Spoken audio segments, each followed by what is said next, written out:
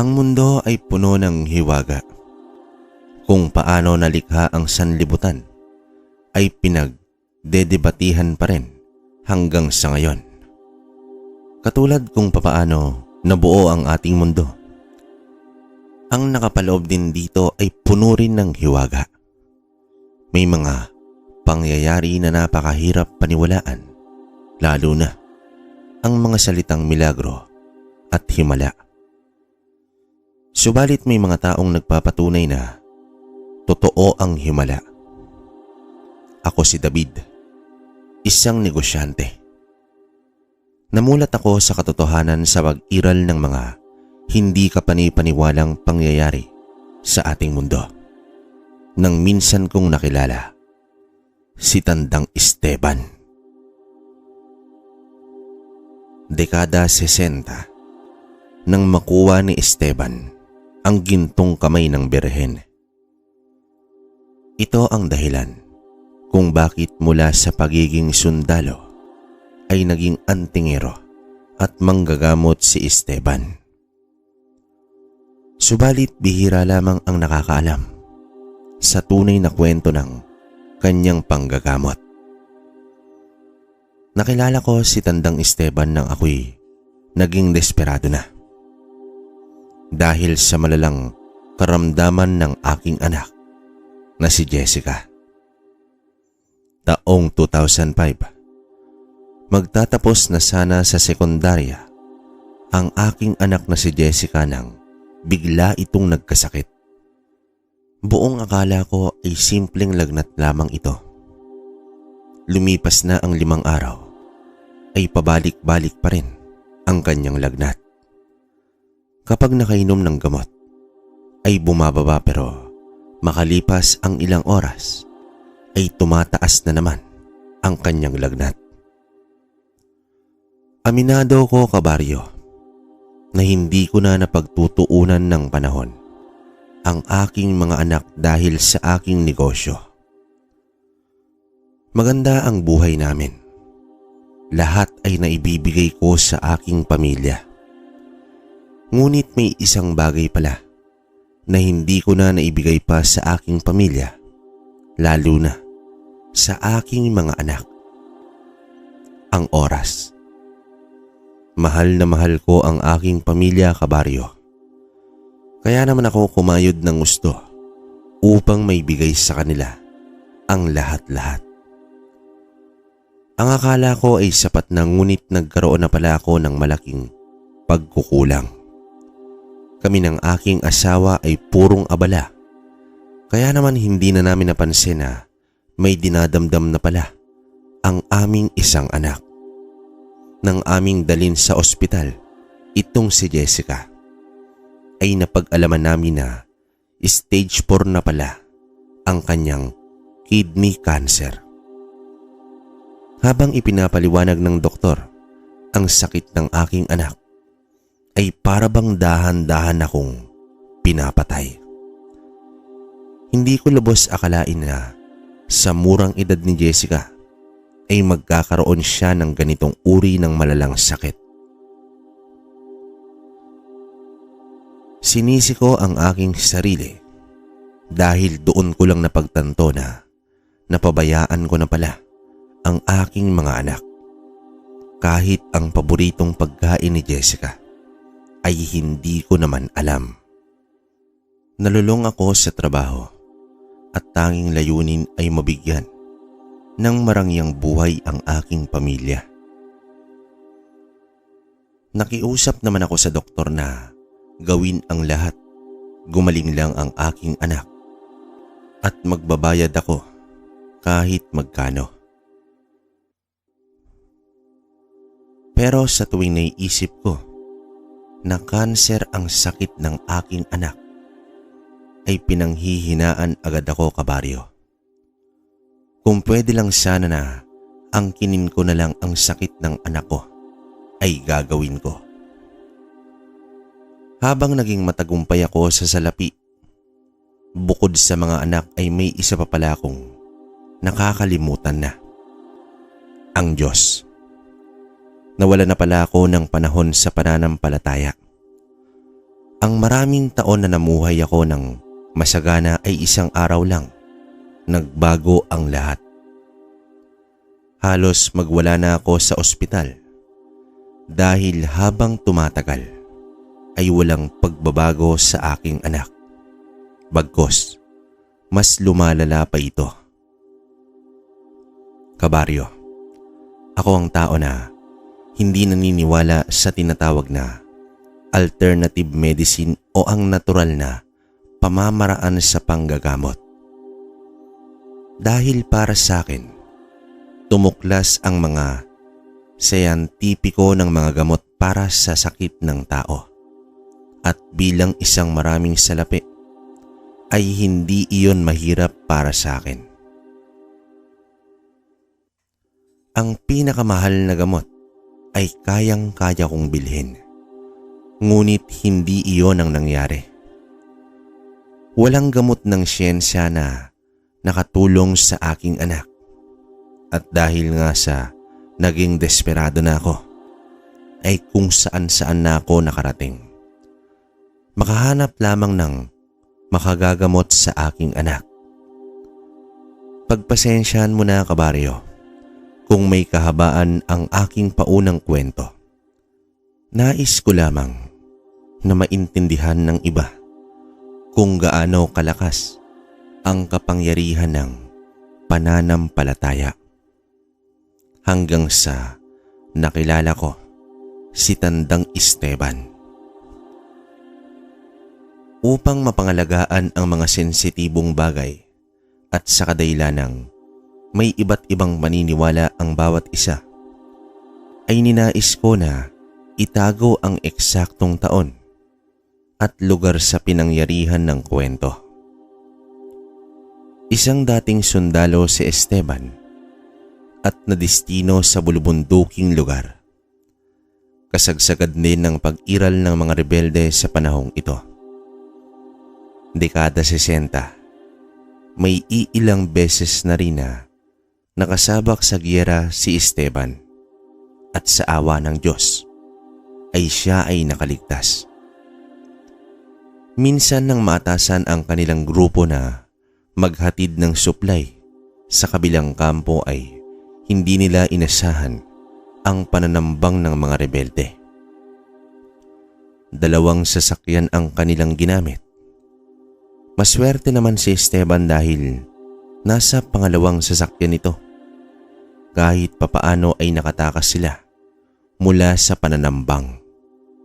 Ang mga sundalo na nasa unang sasakyan ay ubos agad.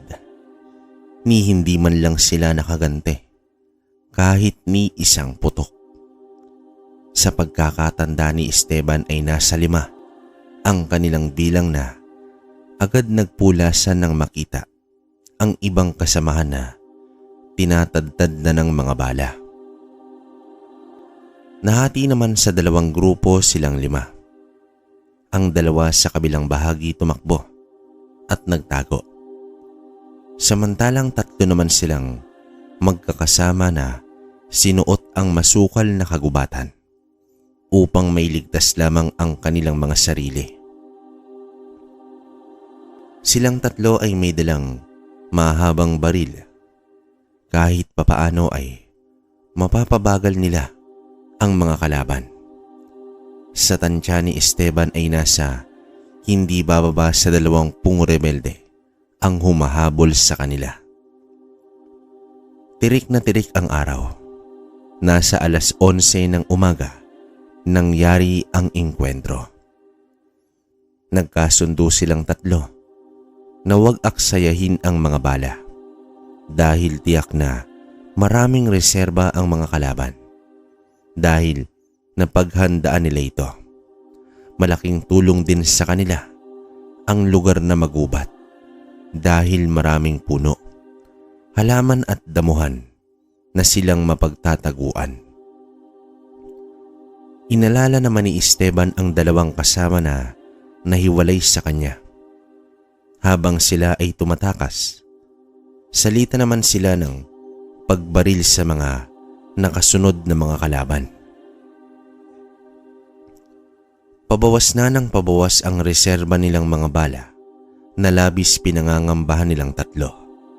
Ang mahirap pa ay hindi nila gamay ang gubat na iyon. Hindi nila alam kung gaano ito kalawak at saan sila makakarating. Mahaba pa naman ang oras sa araw, kaya naman umasa si Esteban na makasilay sila ng baryo o kalsada. Ngunit 2 oras na ay nasa loob pa rin sila ng kagubatan. Nagkatinginan na lamang silang tatlo dahil tigda 2 reserba na lang ng bala ang meron sila. Matinding hamon din sa kanila ang matinding uhaw. Hindi na sila naghangat pa ng pagkain. Basta may tubig lang ay sapat na. Kaso kahit maliit na sapa ay wala silang natagpuan. Animoy nakakulong sila sa napakalawak na kagubatan na merong mababangis na hayop ang nakaabang lamang sa kanila. Isang maling galaw, tiyak ang kanilang kamatayan. Matitibay at determinado ang mga rebeldeng humahabol sa kanila. Hanggang sa dumating ang sandali na ayaw nilang mangyari, ang malagasan ng kasama. Mabilis na kinuha ni Esteban ang mga bala ng kasamang nakabulagta na sa lupa. Tanging pagsara na lamang sa mga mata nito ang nagawa ni Esteban at tumakbo na sila. Paring Esteban, kung hindi man ako pala rin sa pagkakataong ito, pakisabi sa mga magulang at mga kapatid ko, mahal na mahal ko sila. Nanginginig na wika ni Pidong. Huwag kang magsalita ng ganyang, Pidong. Makakaligtas tayo dito. Pagpapalakas loob ni Esteban sa kanyang kasama. Mag-aalas 3 na ng hapon nang nakasilay sila ng isang yungib. Binalak nilang magkubli sa loob pero dapat walang makikitang bakas ang kalaban na pumasok sila sa yungib. Naunang gumapang si Esteban sa bukana ng yungib subalit hindi sumunod si Pidong sa plano. Bigla itong tumayo at tumakbo sa ibang direksyon at sumisigaw na hinahamon ang mga kalaban. Agad sinunda ng mga kalaban si Pidong at kitang-kita ni Esteban kung papaano tinadtad ng mga bala ang kanyang kasama. Tumulo na lamang ang mga luha ng sundalo dahil isinakripisyo nito ang buhay ng kaibigan upang makaligtas lamang siya. Mabilis na gumapang si Esteban papasok sa yungib na iyon. Nagpipigil sa galit ang binatang sundalo habang pigil na pigil din ito sa kanyang pag-iyak. Kahit konting ingay ay dapat hindi niya gawin upang hindi matunugan ng mga humahabol sa kanila. Nakahiga itong si Esteban habang nililibot ang paningin sa loob ng yungib na iyon. Napakagat na lamang siya sa kanyang labi nang mapagtanto niya na maliit lang pala ang yungib at wala na itong lagusan. Pader na ng mga bato ang nasa unahan. Ang itsura pa sa loob ay parang gumuho marahil sa lindol. Tipak ng mga bato ang nasa paligid. Nasipat ni Esteban na may mga anito na papasok sa yungib na iyon. Dali-dali siyang gumapang at hindi niya na ininda ang mga sugat mula sa matatalas na mga tipak.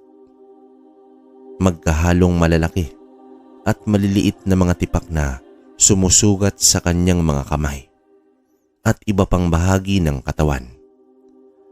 Hanggang sa gumulong ang kanyang katawan at nahulog mula sa nagkumpulang mga tipak ng bato.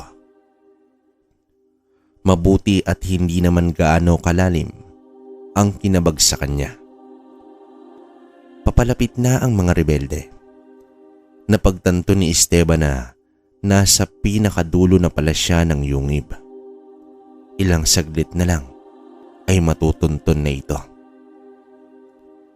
Markabahala na ang binatang sundalo. Porsigido na siya na ubusin niya ang mga natitirang bala. Akmang tatayo na sana siya nang sumabit ang noo niya sa isang matigas na bagay. Para bang eksaktong pumasok ang kanyang ulo sa bahagi ng bato na nagpapahirap sa kanyang makatayo. Natigilan sa paggalaw si Esteban nang nasa harap niya na ang isang rebelde. Palinga-linga pa ito na labis niyang ipinagtaka. Nasa 2 metro lang ang pagitan nilang dalawa, pero animoy hindi siya nakikita ng rebelde. Maya-maya ay may sumugod pa na 2 ngunit ganun din, palinga-linga. At kahit nasa harap na nila mismo si Esteban ay sinasabi nila wala daw doon ang sundalo. Nakatigil lamang si Esteban habang hawak-hawak ang kanyang baril. Sobrang bilis ng pagtibok ng kanyang puso. Tagaktak ang pawis at nanginginig sa takot. Ilang sandali pa ay umalis na ang mga rebelde. Nang maaninag niya na wala ng mga anino ay doon pa lamang siya nakahinga ng maayos. Sobrang laki ng kanyang pagtataka kung bakit hindi siya nakita ng mga kalaban. Pinilit niyang magpadausdos ng konti upang may labas niya ang kanyang ulo. Marahan siyang tumayo at sinipat ang labasan ng yungib. Baka may mga kalaban na nakaabang. Napalingon siyang muli sa kanyang hinihigaan kanina at nasipat niya ang isang gintong kamay na figura. Iyon pala ang nakaharang sa kanyang noo, kaya hindi siya agad nakatayo. Marahan niyang kinapa kung totoong ginto ba talaga ang figurang kamay. Pinukpok pa niya ito ng bato. Nanlaki na lamang ang mga mata niya nang napatunayan na ginto pala talaga ang figurang iyon. Kasing laki din ito ng isang kamay ng tao. Sinimulan niyang tanggalin ang mga batong nakatabon sa kabuuan ng figura. Natigilan si Esteban nang makita niya ang kabuuan nito. Isang ribulto ni Birheng Maria ang natabunan ng mga bato. Nakahiga ito sa lupa ngunit sira-sira na. Ang isa pang ipinagtataka niya dahil tanging ang kanang kamay lang ang gawa sa ginto at gawa na sa kahoy ang ibang bahagi. Muli niyang hinawakan ang gintong kamay na agad naman nakatanggal sa pagkakakabit. Isang malaking milagro ang nangyari kay Esteban. Iniligtas siya ng kamay ng ginto na berhen. Ikinubli siya nito sa mga mata ng kalaban. Marahan siyang lumabas ng yungib habang hawak ang figura. Hindi makapaniwala ang binata sa ikalawang buhay na ipinagkaloob sa kanya. Tumingala ito sa langit at bumuhos ang luha ng pasasalamat. Sa unahan ng yungib ay nakita ni Esteban ang katawan ni Pidong. Nilapitan niya ito at tanging pag-iyak na lamang ang kanyang nagawa. Hanggang sa natigilan si Esteban dahil narinig niya mula sa likuran ang mga rebelde. Napapikit na lamang si Esteban habang nakaupo ito sa lupa. Sobrang lapit lang ng mga kalaban ngunit dinaanan lang nila si Esteban. Kitang-kita ng sundalo ang mga rebelde na naglalakad at hindi man lang siya nakita. Dito ay muli niyang napatunayan na may hiwaga talaga sa kamay na ginto ng Birhen. Nasa 8 rebelde ang naglalakad palayo. Tumingin si Esteban kay Pidong. Pinulot niya ang baril nito. Itinutok sa mga nakatalikod na rebelde. Kinalabit ang gatilyo. Sunod-sunod na putok ang ibinigay ni Esteban. Tadtad ng bala ang 8 rebelde na agad ikinamatay ng mga ito. Malalim na ang gabi nang makabalik na si Esteban sa kampo. Inabot niya ang kalsada at may nagmagandang loob na pasakayin ito patungo sa kampo. Napagtanto ni Esteban na may mas mahalaga siyang misyon na gagampanan sa mundo. Kaya kinabukasan mismo ay nagretiro ito sa pagiging isang sundalo. Bumalik ito ng kanyang probinsya at nagpalamig ng ilang linggo. Pinag-isipan niya ng gusto ang nangyari sa kanya at kung anong meron sa gintong figura na iyon. Inilihim niya ang bahaging iyon ng kanyang karanasan. Wala siyang pinagsabihan tungkol sa gintong kamay ng Birhen. Minsan habang tulog si Esteban, ay nagpakita sa kanyang panaginip ang Birheng Maria. Naroroon ang binata sa isang gubat. Nakita niya ang imahe ng Birhen na nakalutang. Inabot nito ang kamay na ginto kay Esteban. Humayo ka tao, maging sumpungan ka ng mga nangangailangan.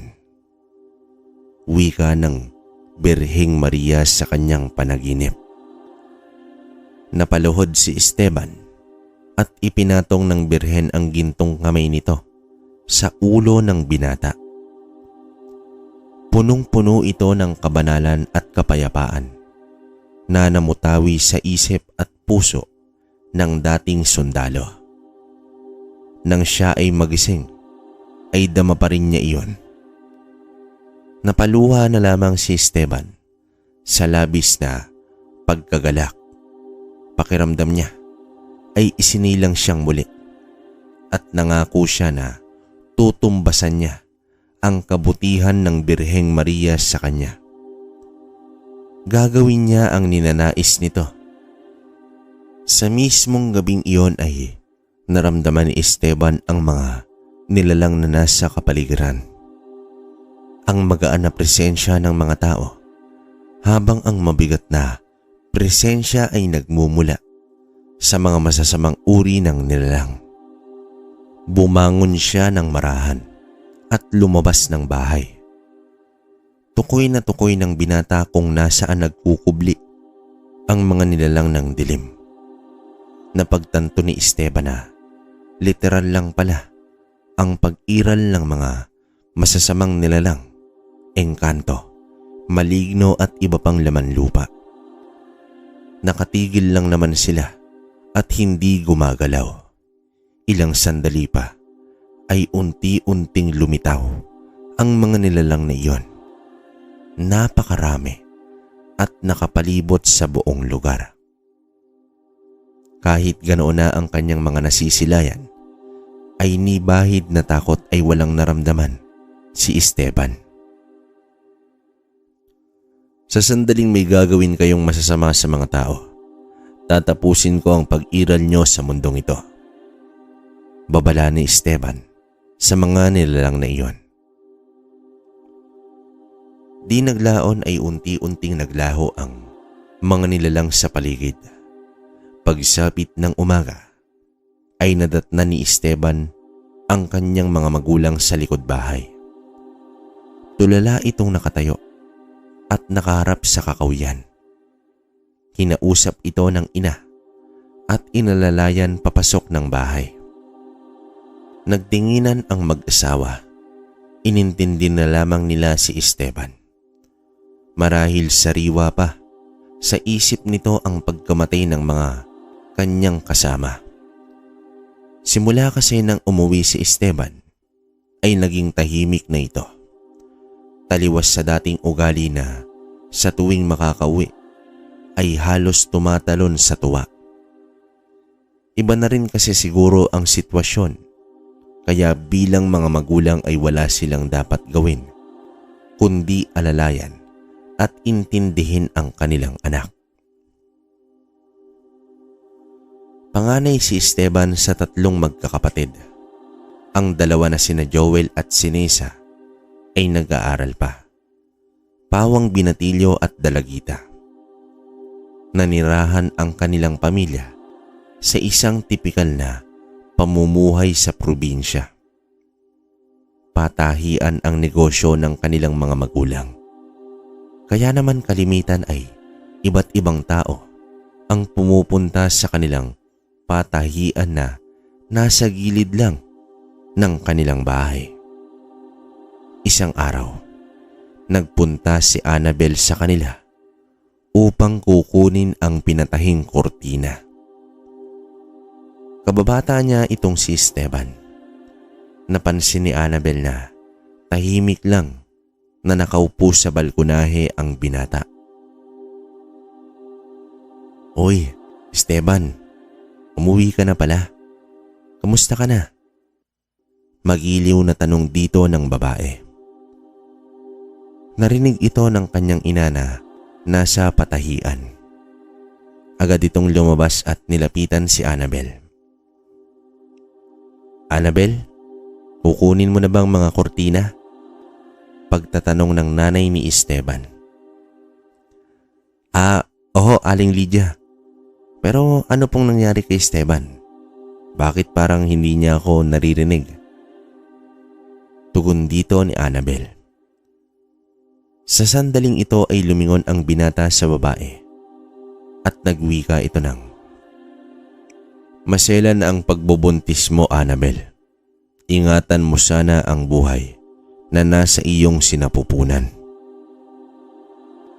Nagtingi na naman sina Lydia at Annabel. Napatanong pa ang matanda kung totoo bang buntis ito. "Anong buntis? Ikaw, Esteban, kung ano-ano yung pinagsasabi mo. Baka mamaya may makarinig, tumigil ka ha." Naiiritang sambit ng babae at agad na itong umalis. "Esteban, ano ka ba? Paano mo nasabi na buntis si Annabel? Ngayon lang naman kayo nagkita ulit." Tanong dito ng kanyang ina. Hindi na umimik pa si Esteban. Nagtataka naman si Aling Lydia kung papaano mabubuntis si Annabel. Wala naman itong kasintahan at alam ng lahat na nasa kumbento ito dahil nais nitong maging madre. Inisip tuloy ni Lydia na baka may nangyari ng kakaiba sa kanyang anak. Gumuhit ang pag-iisip sa mukha ni Lydia habang hinahaplos sa ulo ang kanyang anak. Isang hapon, nakauwi na mula sa eskwela si Joel at nagpaalam ito na may bibilhin lang sa palengke. "Joel, manatili ka lang sa bahay. Hindi ligtas ang magpunta sa palengke ngayon." Sambulat dito ni Esteban. Napakamot naman sa ulo si Joel at nagsabing kailangan niya iyong bilhin para sa pagpasok kinabukasan. Agad namang pumagitna ang ina sa dalawa at sinabihan si Joel na bukas na lang bumili. Baka kasi magkasagutan pa ang dalawa at mauwi ito sa pag-aaway. Makalipas ang ilang minuto ay dumating na ang kanilang ama na si Mang Ben. Ibinalita nito na may mga sugatan sa palengke dahil sa lasing na nag-amok at kung saan-saan lang daw winasiwas ang itak at hinahamon ang lahat. Nagulat naman si Lydia, hindi dahil sa nag-amok, kundi dahil nalaman ni Esteban ang panganib sa palengke. Tahimik naman niyang kinausap ang asawa tungkol sa pagsuway ni Esteban kay Joel. Mas lumala pa ang pagtataka ni Lydia ng isang araw ay nagkagulo sa bahay nila, Annabel. Natuklasan ng mga magulang nito ang pagdadalang tao ng kanilang anak na magiging madre na sana. Iniisip na lamang ng mag-asawa na malamang nagkataon lang ang mga pinagsasabi ng kanilang anak. Habang tumatagal ay hindi na bumalik sa dati si Esteban. Madalas rin nila itong nakikita na nasa likod bahay at nakaharap lang sa kakawian. Hindi na nakatiis ang kanyang ama, kaya tinanong niya ang anak kung ano ang meron sa kakawian, kung bakit palagi siyang nakatingin doon. Diyan sila nakakubli, tay. Binabantayan ko upang hindi makalapit dito. Tugon dito ni Esteban. Sinong sila, anak? Pagtatakang tanong ni Ben. Ayon kay Esteban, nasa kakawian ang mga nilalang ng dilim na anumang oras ay maaring magasik na ng lagim. Napailing na lamang si Ben at ramdam niya na may kakaibang nangyayari sa kanyang anak. Kaya naman kinausap niya ang asawa at binalak nilang patingnan sa isang albularyo si Esteban. Makalipas ang 2 araw ay dinala na nila sa albularyo ang binatang anak. Eksaktong kakatapos lang ni Mang Poldo na gamutin ang isang pasyente. Si Poldo ay kilalang albularyo at manunugis ng aswang sa kanilang bayan. Ang lugar nito ay mas liblib kumpara sa pinanggalingan nila. Nagbigay galang na si Ben at nang lumbas na si Poldo ay tila ba nakalunok ito ng napakalaking tinik nang masilayan niya si Esteban. Diyos ko po, isang dibino, wika ng matanda habang nakaturo ito kay Esteban. Instrumento lamang po ko, hindi po ko dibino. Agarang tugon naman ni Esteban. Isang revelasyon ang natuklasan ng mga magulang ng binata. Matapos ang maiksing pagsusuri ng albularyo, ay lumabas na si Esteban at naghintay ito sa bakuran habang hawak-hawak ang isang lagayan na gawa sa kahoy. Ayon sa matandang albularyo, binasbasan ng birhen si Esteban. Ito mismo ay nanggaling sa kanya. Ipinakita ng binata sa albularyo ang nangyari sa kanya sa pamamagitan ng paglapat ng kamay nito sa noo ng manggagamot. Ang albularyo na ang naglahad nito sa kanyang mga magulang at ang nasa loob ng lagayan na laging daladala ni Esteban. Walang iba kundi ang kamay na ginto ng birhen na siyang nagbibigay sa kanya ng kakaibang kakayahan. Kakayahan ng pangkalahatang proteksyon at kakayahang matukoy ng sakuna. Sa mga sandaling iyon ay naiintindihan na nila ang pagbabagong nangyari sa kanilang anak. Subalit kaakibat nito ang responsibilidad sa sangkatauhan. Pero may isang pakiusap si Poldo. Nais niya na maging antingero itong si Esteban. Teka sandali, Mang Poldo. Nais namin na magkaroon ng normal na buhay ang anak ko. Hindi ako papayag sa gusto mong mangyari. Pagpalag dito ni Ben. Humingi naman ng paumanhin si Poldo at nag-abiso na kung may katanungan o nais pa silang malaman ay bukas ang kanyang tahanan para sa kanila. Habang pauwi na ang mag-anak ay nasipat ni Esteban ang 4 na kalalakihan at ang isa nito ay namukaan niya bilang isa sa mga rebeldeng humahabol sa kanila. Nakita niya ang mga iyon na nagkakape sa gilid ng isang sasakyan. Uminit ang dugo ni Esteban. Gusto niyang wakasan ang buhay ng mga rebelde. Nagkukubli ang mga iyon bilang mga sibilyan pero ramdam na ramdam niya ang maitim na budhi ng mga ito. Napahawak na lamang siya ng mahigpit sa lagayan na kanyang bitbit. Galit ang kanyang nararamdaman, ngunit para bang may nagsasabi sa kanyang kaibuturan na wag nang pairalin ang galit at paghihigante. Pero sa kabilang bahagi naman ay ang pagnanasang mabigyan ng katarungan ang mga dating kasama na pinaslang ng mga rebelde. Hanggang sa makauwi na sila ay parang may naglalaban sa kalooban ni Esteban. Sa mga gabing lumipas ay palaging nasa palibot ang mga masasamang elemento. Tila naghihintay lamang ng pagkakataon na umatake. Sa obserbasyon ng binata ay walang kakayahan ang mga elemento na makalapit man lang sa kanilang bahay.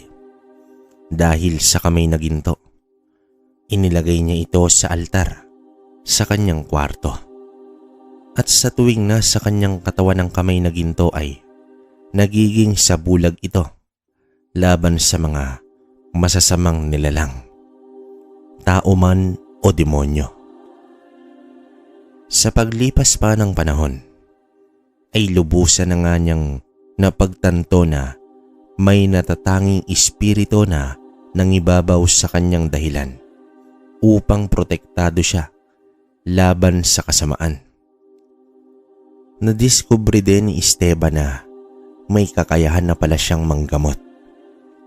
Nang minsang nagkaroon ng lagnat at ubo ang kanilang bunsong babae.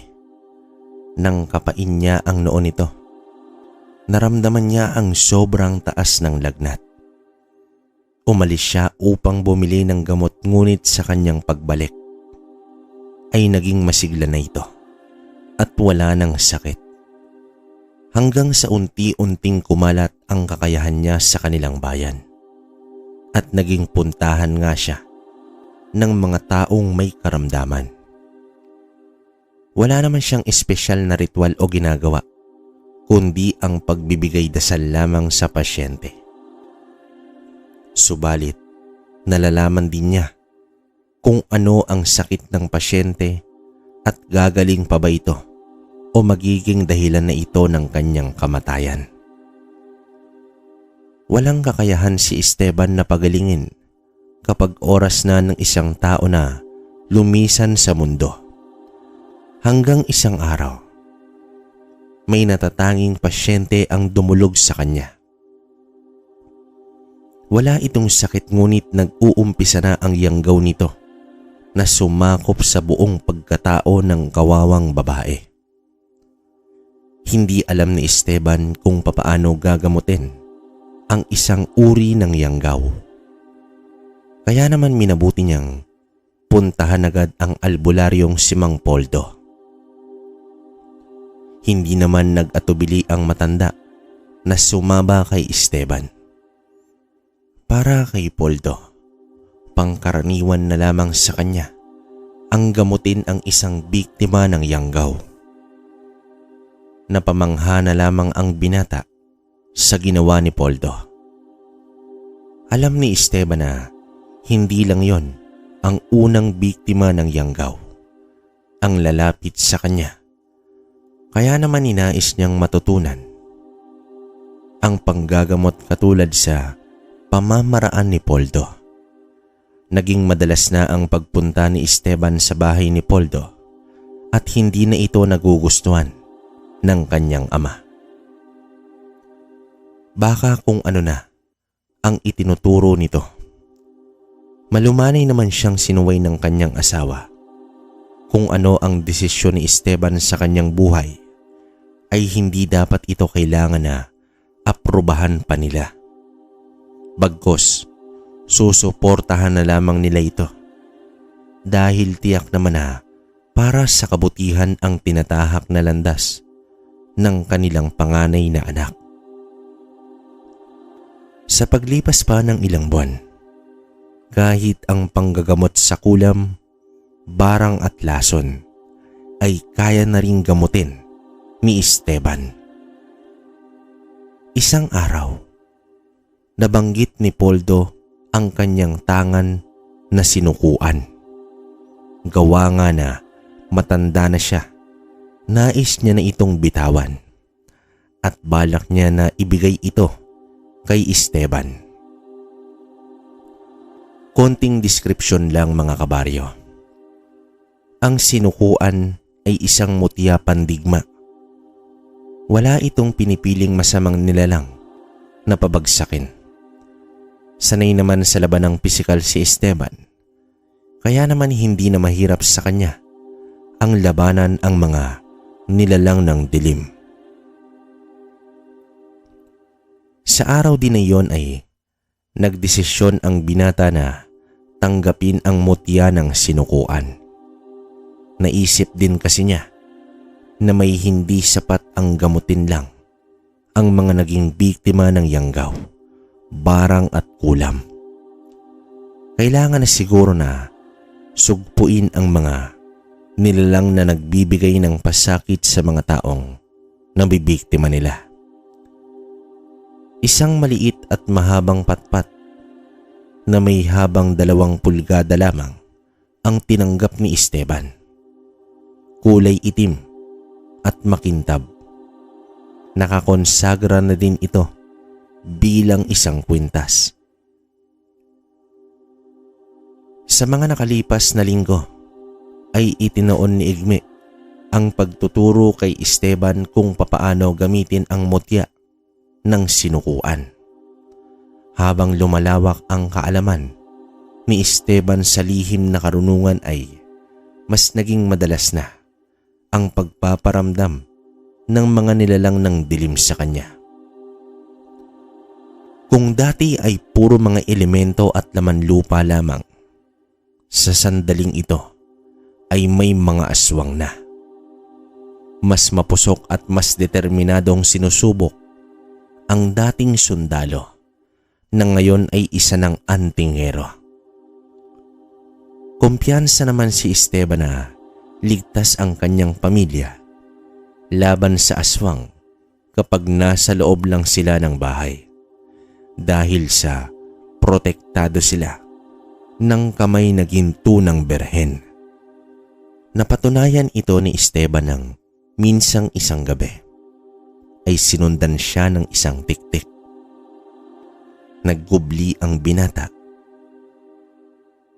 sa isang puno na nasa tapat ng kanilang bahay.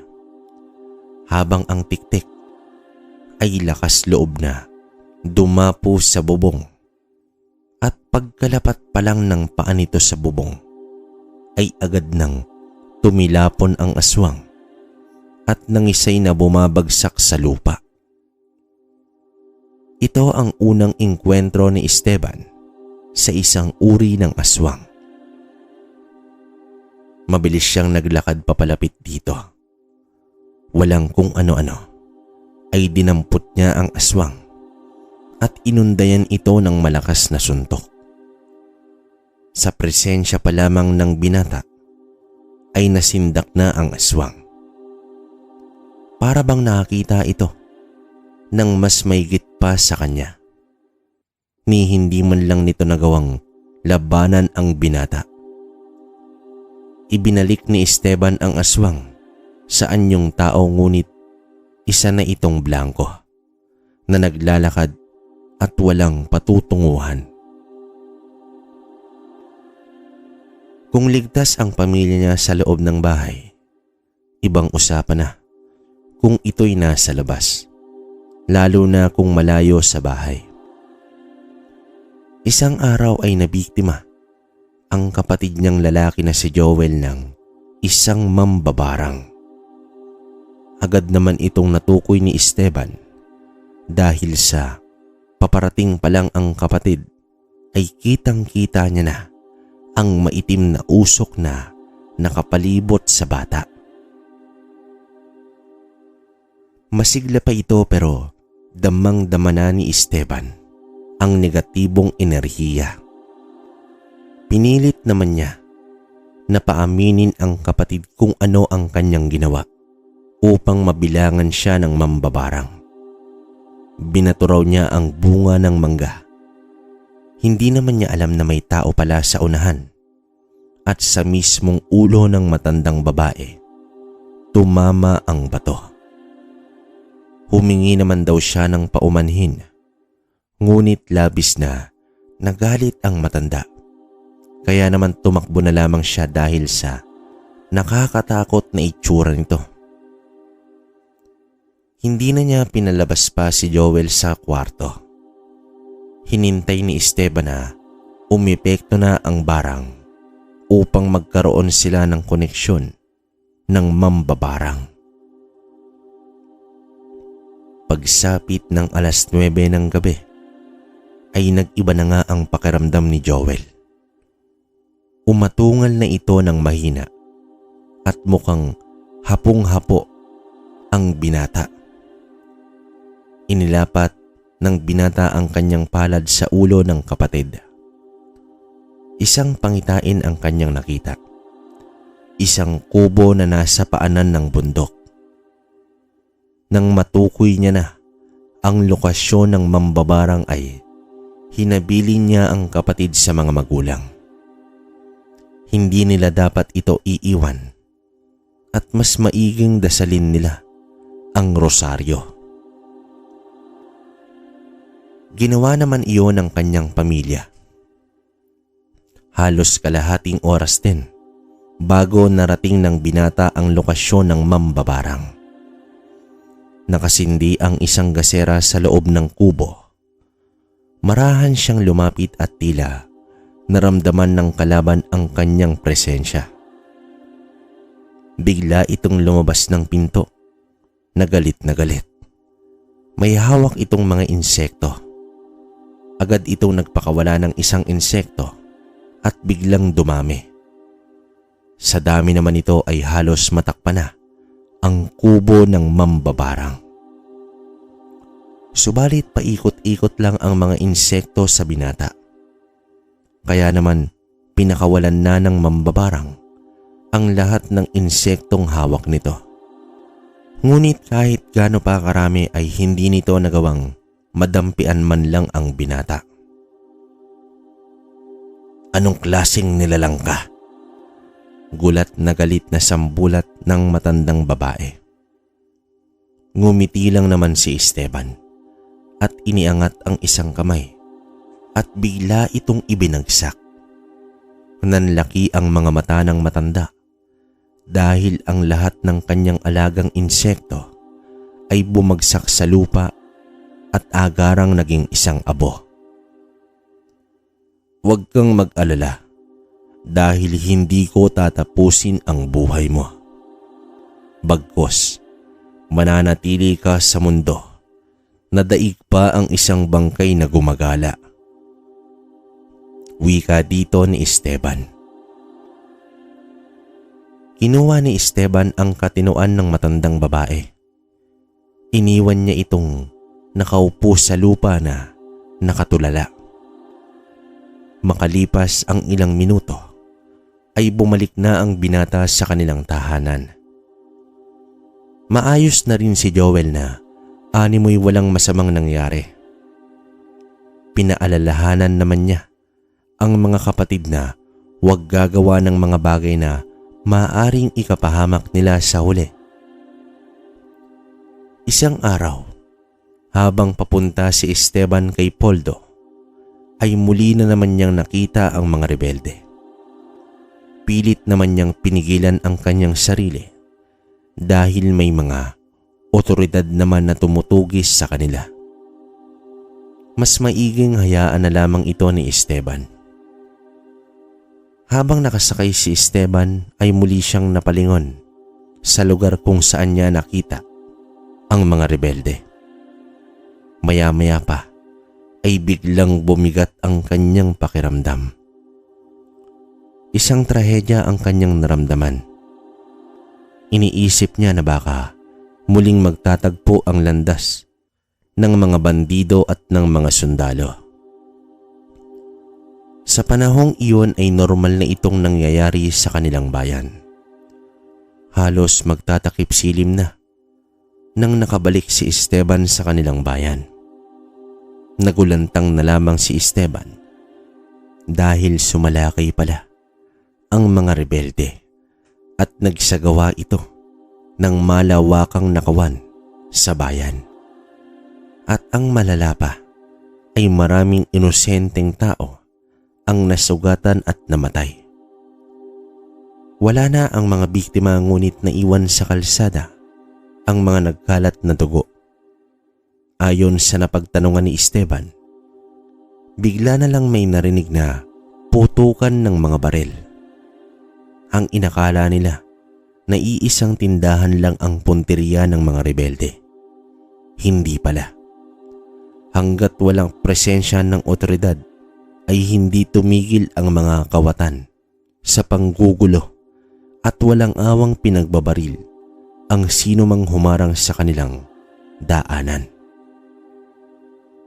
Matapos ang ilang minutong pakikipag-usap sa mga tao, ay dumiretso na sa bahay si Esteban. Naabutan niya naman ng mga kapatid na magkayakap sa balkonahe habang nag-iiyakan. Napag-alaman ni Esteban na umalis daw ang kanilang ina nang may nakapagsabi na nabaril at napatay daw ang kanilang ama sa nangyaring gulo sa bayan. Tila ba tumigil ang mundo ng binata sa kanyang narinig. Napaupo na lamang sa mahabang silya ang binata at natulala ito sa kanyang nabalitaan. Hindi maaari. Biglang wika ni Esteban at tumakbo na papunta sa bayan at dito hinanap ang kanyang ina. May nakapagsabi na nasa morgue na ang mga napaslang at nasa ospital ang mga sugatan at agad nagtungo na si Esteban. Napatigil ang binata nang nakita niya ang kanyang ina na nasa labas ng morgue at umiiyak. Kasama ang mga taong nag-iiyakan din. Sa itsura ng kanyang ina ay alam na ni Esteban ang nangyari.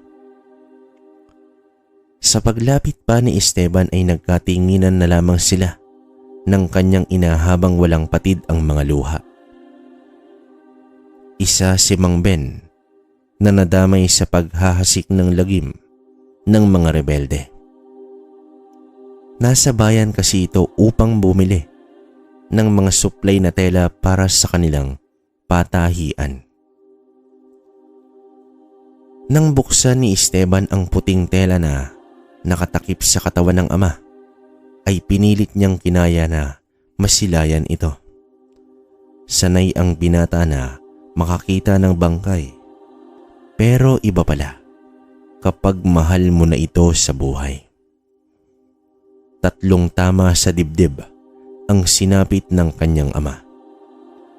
Kung maaari lang sana na hindi na sila lalabas ng bahay upang manatiling ligtas.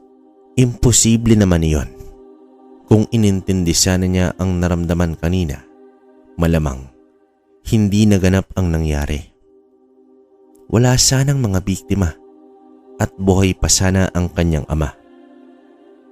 Subalit wala nang ibang sisisihin sa nangyari, kundi ang mga rebelde na nagpakasasana ngayon sa mga nakulimbat na salapi at mga produkto. Habang nakaburol ang ama, ay may nabuo na plano si Esteban na ang layunin ay wakasan na ang pag-iral ng mga rebelde sa kanilang lugar. Balak ng binata na lalabanan niya ang mga rebelde sa kakayahan niya bilang dating sundalo. Nang makausap niya si Poldo, ay hindi ito sang-ayon sa plano ng binata. Pinayuhan siya nito na hayaan niya ang otoridad na tao ang magbibigay ng hustisya sa nangyari sa kanyang ama. Dati akong sundalo, Mang Poldo, at mapagsang hanggang ngayon ay karamihan sa mga biktima ay hindi pa nabibigyan ng katarungan. Hindi nyo alam kung gaano kademonyong mga yan. Wala silang pinagkaiba sa mga aswang. Emosyonal na tugon dito ni Esteban. Hindi man ako sumasang-ayon sa binabalak mo, Esteban, pero naiintindihan kita. Minsan talaga, kailangan mong gumawa ng isang bagay upang mas makamtan mo ang hustisya. Tugon dito ng matanda. Maraming kakilala at kaibigan si Ben, kaya naman hindi na nakapagtataka na maraming nakikilamay gabi-gabi. Sa ikatlong gabi ng lamay ay may naramdaman sa labas ng bahay ang binata. Marahan siyang lumabas at may nasipat si Esteban na grupo ng mga tao na naglalakad sa bahaging hindi naaabutan ng liwanag. Hindi pa man malinaw sa kanya ang mga anyo nito. Nararamdaman naman niya ang negatibong presensya ng mga ito. Palihim na nag-abiso ang binata kay Poldo. Dito agad sinundan ng binata ang mga nasipat niyang mga aswang. Malakas ang kanyang hinala na mga balbal ang mga iyon. Hindi kasi sila makapasok sa bahay nila Esteban, kaya malamang ibang bangkay na lang ang kanilang kukunin. Nag-obserba muna si Esteban sa di kalayuan. Walang kahirap-hirap na nakapasok ang mga balbal sa loob ng bahay matapos ang ilang sandali na pakikipag-usap sa may-ari. Base sa kanyang nakita, ang posisyon ng kabaong ay nasa tapat ng bintana, kaya naman doon siya nagpunta. Papalapit na ang bintana sa bahay. Nakita niya ang apat na kalalakihan ang sabay-sabay na nakadungaw sa kabaong at dilat na dilat pa ang mga mata. Naanimoy nais ng langtakan ang bangkay. Bumubuka-buka na rin ang mga bibig at isinasagawa na ang ritual ng pagpapalit ng bangkay. Sa kalagitnaan ng kanilang ginagawa, ay biglang sumulpot si Esteban sa tapat ng bintanang nakabukas. Napatili ang mga balbal at napataras. Sa pagtitig pa lang ng binata ay hindi na magkandara pa ang mga aswang sa pag-iwas kahit ang 3 pang aswang na nasa balkonahe ay naalarma na din. Gulat naman ang mga taong nakikilamay sa reaksyon ng mga bagong bisita. Agad silang lumabas ng bahay at nagtakbuhan. Hinabol din ito agad ni Esteban. Sa 7 balbal ay 3 dito ang napatigil ng binata. Gamit ang sinukuan ay natigal po ang mga aswang at hindi na ito makagalaw pa. Tanging ang mga mata na lamang ang naigagalaw nila. Humarap sa kanila si Esteban at kitang-kita ng binata ang takot sa mga mata ng mga balbal. Dumadagdag lang kayo sa mga iniisip ko. Sambit dito ng binata.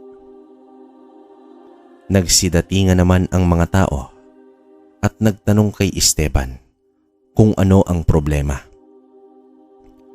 Inilahad naman ng binata na ang 3 iyon ay mga balbal at balak palitan ang bangkay na nakaburol. Dali-daling kumuha ng asin ang may bahay ng namatay.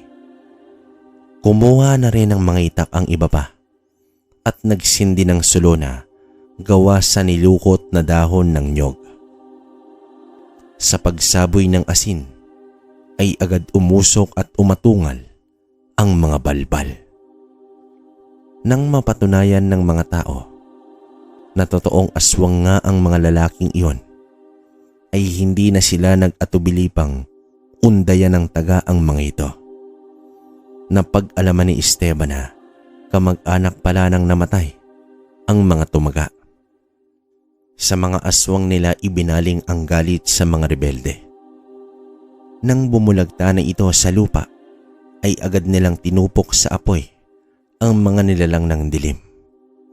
Sa galit at paghihinagpis ng mga naiwan, doon napagtanto ng binata kung gaano kalaki ang epekto ng mga rebelde sa mga naulilang kamag-anak. Kaya naman dapat na siyang kumilos upang wakasan ang kahibangan ng mga bandido. Matapos mailibing ng kanyang ama, ay sinimulan na ng binata ang paghahanap sa lungga ng mga rebelde. Hanggang isang araw, nasipat niya ang 3 kalalakihan na namamalengke pa. Alam niya na mga rebelde ang mga iyon dahil 2 sa kanila ay namukaan ni Esteban. Pinakiusapan kasi niya si Poldo na manatili muna sa kanilang bahay habang tinutugis pa niya ang mga rebelde upang may magbibigay proteksyon sa kanyang pamilya laban sa mga masasamang uri ng nilalang. Sa pagkakataong kasing ito ay dala na palagi ni Esteban ang kamay na ginto. Kaya naman malaya niyang nasusundan ang mga rebelde na hindi man lang siya nararamdaman. Kasabay pang bumaba si Esteban sa mga ito nang sasakyang pinara nila sa may liblib na kalsada. Napakaraming biniling pagkain ng mga bandido na animoy pang ilang linggong supply. May biglang lumabas na 2 pang kalalakihan na tumulong sa pagbubuhat ng mga binili. Walang kamalay-malay ang mga masasamang loob na habang nag-uusap sila sa mga balak nilang gawing pagnanakaw sa ibang lugar, ay dinig na dinig naman ito ni Esteban. Hanggang sa marating na nila ang maliit na komunidad ng mga rebelde. Huminto na sa pagsunod si Esteban at pinag-aralan ang buong lugar. Bilang dating sundalo ay alam na alam niya ang gagawin pag-aaral sa lokasyon ng kalaban. Matyaga itong naghintay ng tamang oras bago ito sumalakay. Ipinangako niya sa kanyang sarili na uubusin niya ang lahat ng bandido sa lugar. Tinatayang halos nasa 100 ang bilang ng mga ito. Inabot na ng 1:00 ng madaling araw bago tuluyang matahimik ang lugar. Nag-inuman pa kasi ang mga ito at patuloy na nagdiwang sa kanilang tagumpay. Subalit ang kasiyahan ay mapapalitan ng katapusan. May 15 bahay na nakatirik at lahat ay gawa ito sa pawid at nipa. Pinasok ni Esteban ang isang kamalig kung saan nakaimbak ang mga sandata at baril ng mga rebelde. Kinuha ni Esteban ang 6 na dinamitang naroroon. Kumuha rin siya ng 3 mahabang baril at mga bala. Habang masarap ang pagkakahimbing ng mga rebelde ay tahimik naman na itinanim ni Esteban ang mga dinamita sa 6 na magkakasunod na bahay. Sinindihan niya na ang mahabang mitya at nagmadaling bumalik sa pwesto na kanyang pinagkukublian. Makalipas lamang ang ilang segundo ay isa-isa nang sumabog ang mga dinamita na nagpagulantang sa mundo ng mga rebelde.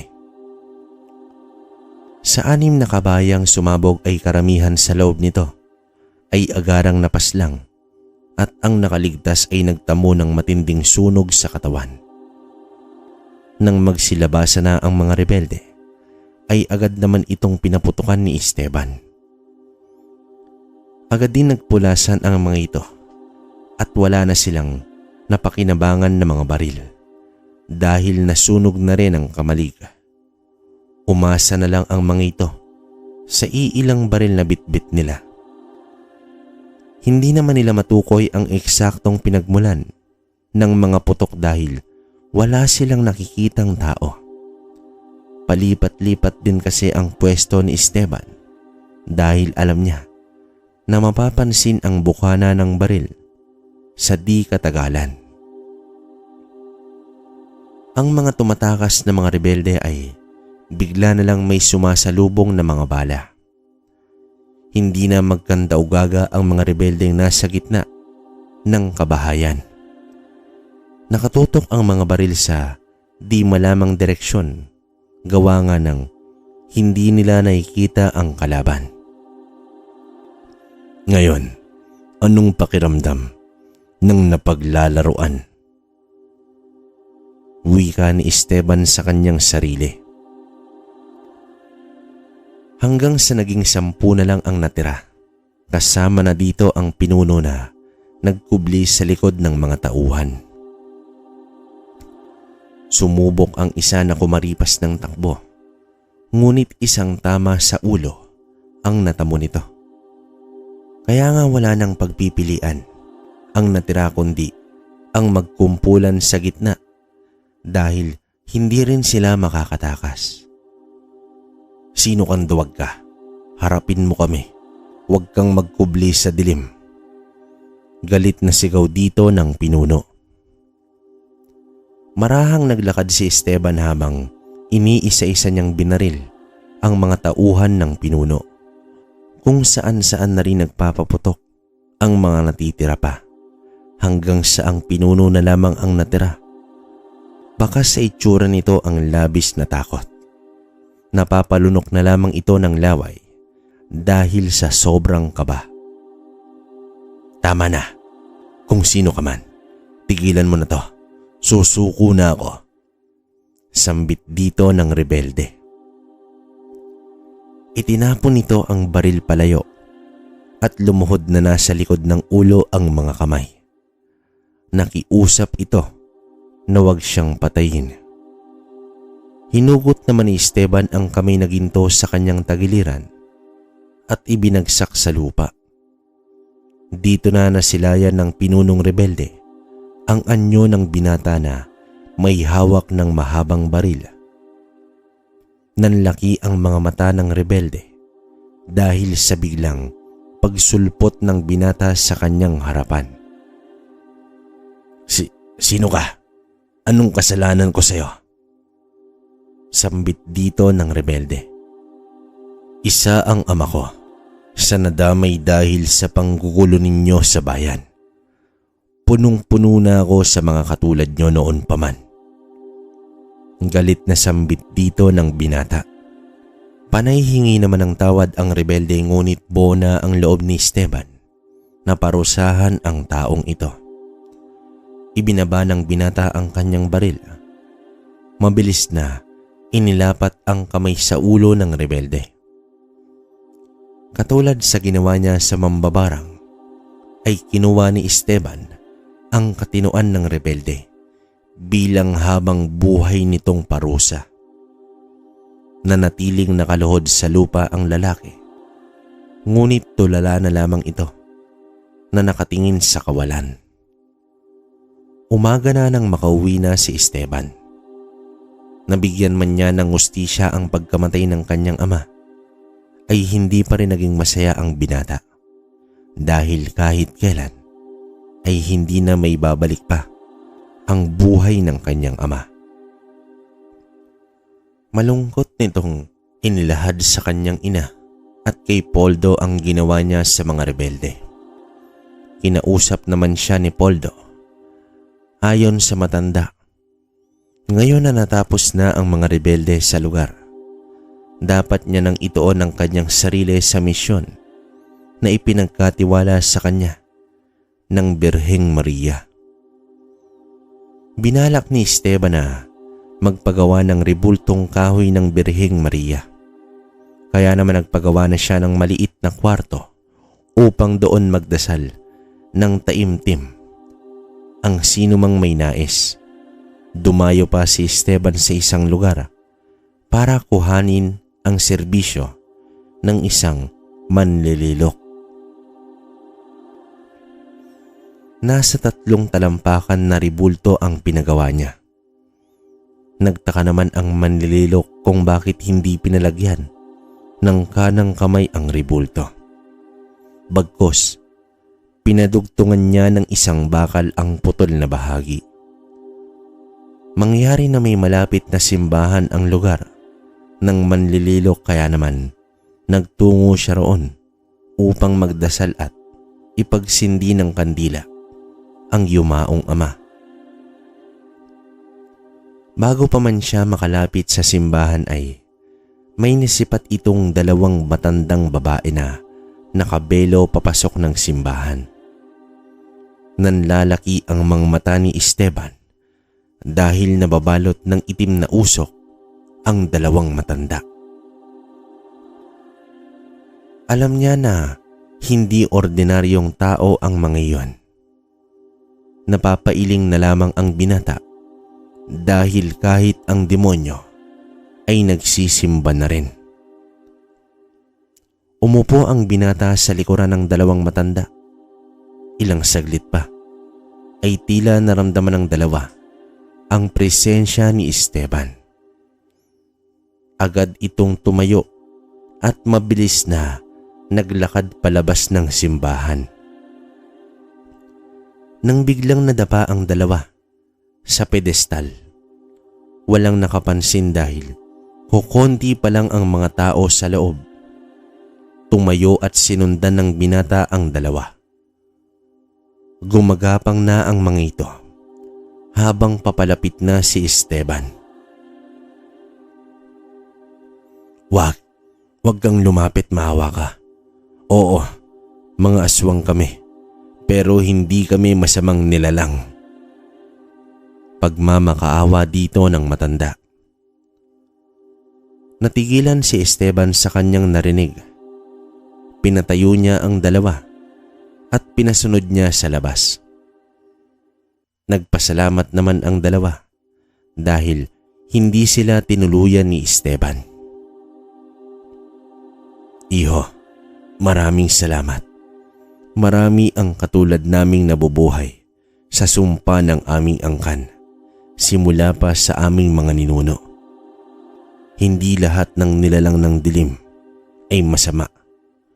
Hindi man ka panipaniwala, pero kaisa mo kami sa kapayapaan.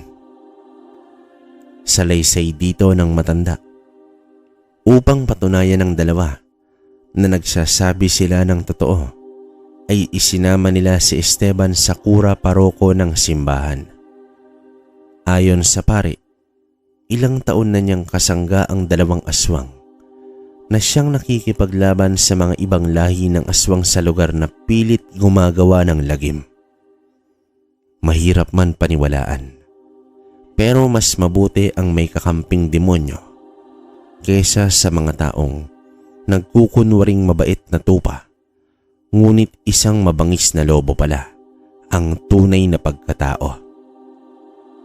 Nang nalaman ng 2 matanda na nais tugisin ni Esteban ang mga masasamang aswang, ay hindi nag-atubili na itinuro ng dalawa kung saan matatagpuan ang mga nilalang na nagkukubli sa dilim, at nais din nilang makisa sa binatang antingero na may basbas ng Birheng Maria. Hindi lingid sa atin ang mga manggagamot o ang tinatawag na faith healer. Kadalasan sa kanila ay nasa liblib na lugar. Siguro na itanong nyo na rin kung papaano nila nagagawa ang magpagaling ng may sakit. Sa kwento ni Tandang Esteban ay nalaman natin na ang sekreto niya ay ang kamay na ginto ng Berhen. Sa palagay niyo mga kabaryo, anong bagay pa kaya ang gamit ng mga kilalang manggagamot sa inyong lugar? Hanggang dito na lang ang kwento natin mga kabaryo. Maraming salamat sa inyo.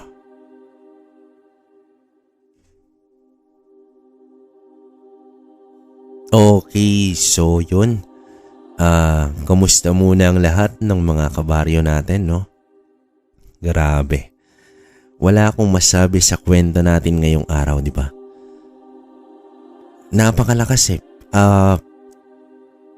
Dalawang sunod do actually. Parang yung kahapon, yung kay Alejandro Santamaria, no? 7 salita ng Diyos, di ba? Ito naman, gintong kamay ng Berhen. Grabe. Wala akong masabi. Ang hirap magkomento pero hihimay-himay natin, no? Una, yun nga, yung etong nagpadala sa atin yung anak niya na nagkaroon ng malalang sakit. Hindi niya naman nasabi sa uli pero unti-unti raw na, hindi naman totally na pagaling. Pero unti-unting kumaga bumaba yung risk na mapunta sa, alam niyo na, di ba? Kumaga nadugtungan yung buhay hanggang sa, ayun, ongoing pa rin yung recovery, no? Dahil na rin sa tulong nung ni Tandang Esteban. Pero matagal na panahon na to, kabaryo. Pero yun nga, dekada 60 pa to eh. Pero grabe, para sa akin napakalakas ni Esteban, no? Hindi ko lang alam kung bakit Tandang Esteban to, pero siguro yung time na to matanda na siya, di ba? Medyo bitin lang kasi hindi na ikwento kung paano niya nilusob yung mga aswang, no? Sana nagkaroon, nadagdagan to ng kwento, no? Nung parang Esteban kakampi na yung 2 aswang, no? Ano kayang, wala, hindi natin alam eh. Sayang. Pero napakalakas. Isipin nyo na lang, di ba? Magmula sa pagiging sundalo. Grabe, no? Minsan talaga hindi mo rin naasahan kung ano yung parang biyaya na darating sa'yo, no? Kagaya ni Esteban.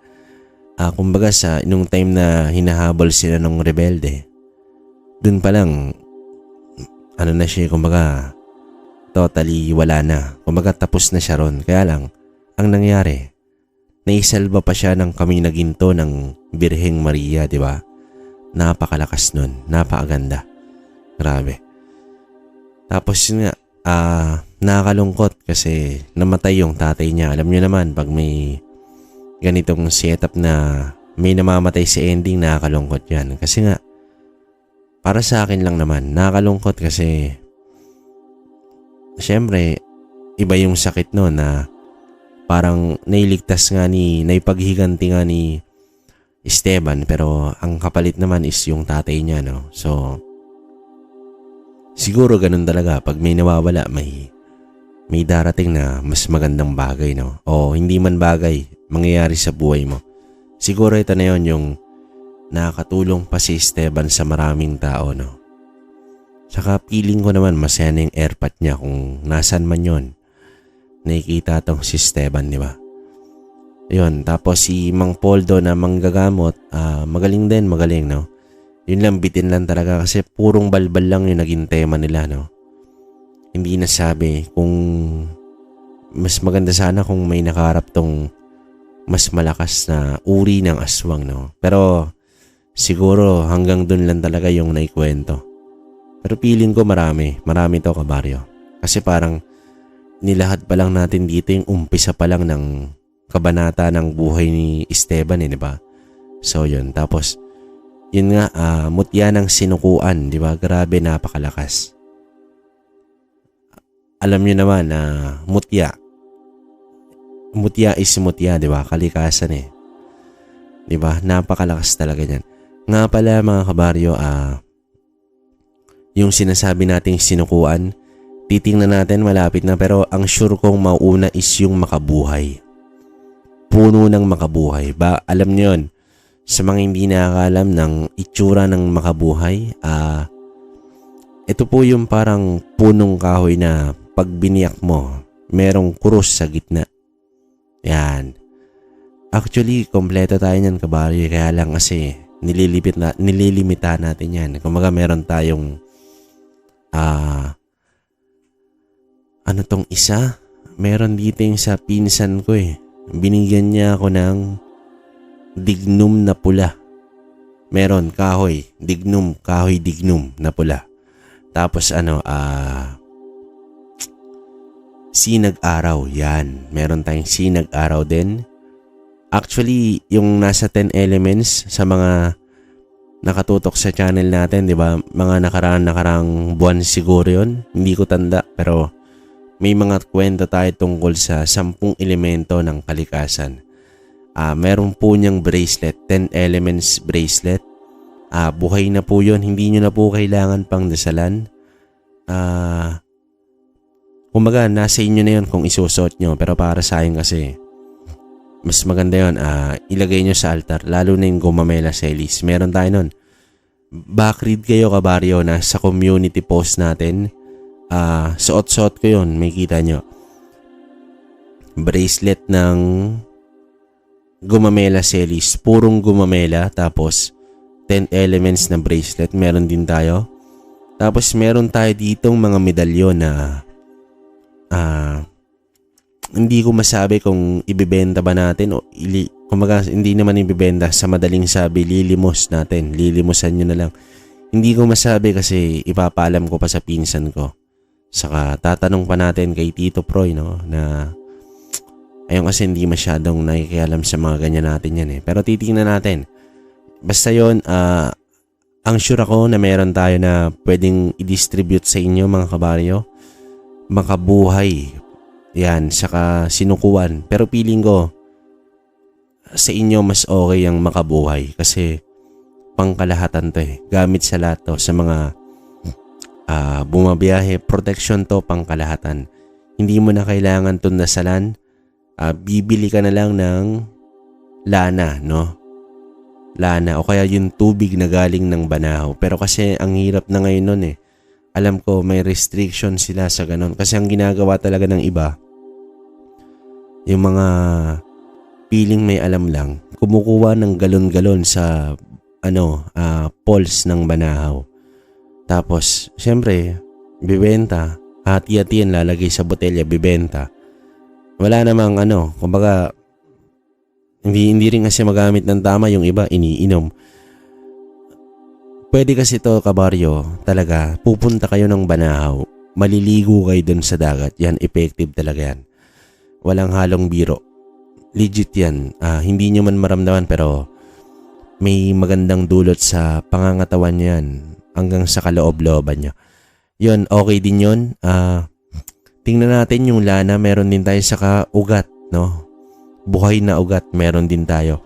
Tapos meron tayong bato omo, mga kabaryo, na tingnan natin kung paano natin may papamahagi, no? Gusto ko man sanang bigyan kayong lahat, pero syempre alam niyo naman limitado eh, di ba? Tingnan natin, pero ang sure akong pwede kong mabigyan ng karamihan na malimusan nyo, makabuhay. Yan, marami tayo niyan. Meron tayo ditong sanga, ilang sanga to. Kumbaga ako nang bahala kung paano natin hahatiin. Baka tingnan natin kung ano pwedeng magawa para bago matapos tong taon, siguro November, bago mag-November, no? Kasi kasuhin na natin yan. Mga October, try natin i-distribute isa-isa. Sa mga nagtatanong pala, sa mga nasa probinsya, nasa ibang bansa, pwede naman po yun. Paano ba? Siguro, yun nga lang mga kabaryo, ang sagot nyo na lang, shipping fee, tapos kung i-distribute ko man yun, siguro sabi ko nga, pinakamataas na yung 100. Hindi naman tayo garapal eh. So, wala tayong ganon. Ang gusto ko lang, bilang pasasalamat ko na sa inyo yun kasi sa suporta nyo, no? Pero hindi naman pwede kasi bibigyan natin yung pinsan ko na siya naman yung nagpagod para makuha yun eh. So yun makabuhay, tapos titingin ako kung paano ako makakuha ng retasong telang pula, no, para doon natin isisilid. Tingnan natin, tapos tatry kong kumuha ng lana kung meron tayo, o baka mas mabisa papahiran ko na lang ng lana yung mismong makabuhay. Pero bago naman yon, magpo-post ako rito ng videos kung paano natin gagawin, tapos bibigay ko yung contact number ko, kontakin nyo ako ron para makapag-usap tayo. Kasi kung sa Facebook pa, medyo matagal pa kabaryo, ayusin pa natin yun. Pero yun, tingnan natin itong darating na October. Yan, sana ma-okay na lahat. Sa mga gusto po nun, pwedeng mag-comment kayo ng siguro kabaryo makabuhay. Yan, para alam ko lang kung ilan. Kasi yung iba, mga silent listener, sana mag-comment kayo kung gusto nyo po. Wala namang sapilitan. So, yun lang naman. Tingnan natin. Para ako rin, alam ko kung ilan kayo. Kasi minsan mamaya, mahirap naman yung biglang may gusto. Kabaryo, kuha ko 10, wala na. Ayoko namang sumama yung loob ng iba. Sabi ko nga, kung lahat kayo gusto kong bigyan, gagawin ko kung meron lang din akong sapat na budget para bayaran yung pinsan ko na kumuha ng ganung karami. Kasi kaya lang titingnan natin. Sige, titingnan natin para sa inyo. So, yun. Hanggang dito na lang muna mga kabaryo. Bali yung shoutout natin, next upload na. Maraming salamat po sa pagtutok nyo sa Kwentong Baryo, Kwento ni Kabaryo at Kwentong Kalakbay. So, yun. Maraming salamat po. Hanggang sa susunod na kwento. Salamat.